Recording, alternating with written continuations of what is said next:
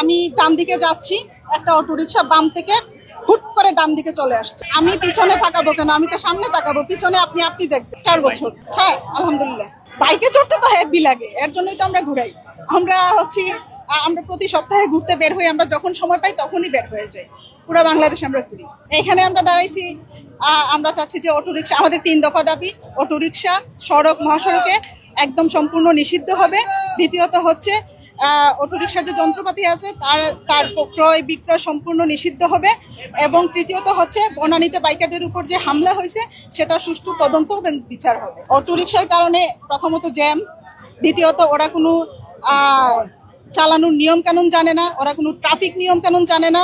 না জানার কারণে দুর্ঘটনা প্রতিনিয়ত ঘটেই চলতেছে। এটা শুধু বাইকারদের সাথে না, সবার সাথেই হচ্ছে। অবশ্যই আছে, কারণ এই আগে চলতো নিয়ন্ত্রণ হবে, নিয়ন্ত্রণ করবে বলে কখনোই নিয়ন্ত্রণে যায় নাই। এটা বেড়েই চলতেছে। সো আমরা কোনো ধরনের সমাধান চাচ্ছি না, আমরা সম্পূর্ণ নিষিদ্ধ চাচ্ছি। আমি ডান দিকে যাচ্ছি, একটা অটোরিকশা বাম থেকে হুট করে ডান দিকে চলে আসছে। তো আমার গতিটা একটু কম থাকার কারণে আমি কন্ট্রোল করতে পারছি, আমি ব্রেক ধরে ফেলছি। তো আমি সামনে যাই জিজ্ঞেস করলাম যে মামা এটা কি করলেন, আপনি ডান দিকে আসবেন, একটু দেখে আসবেন তো। উনি তখন আমাকে উত্তর দিল যে আমি পিছনে তাকাবো কেন, আমি তো সামনে তাকাবো, পিছনে আপনি আপনি দেখবেন। এখন বলেন আমার কি বলা উচিত, কি করা উচিত?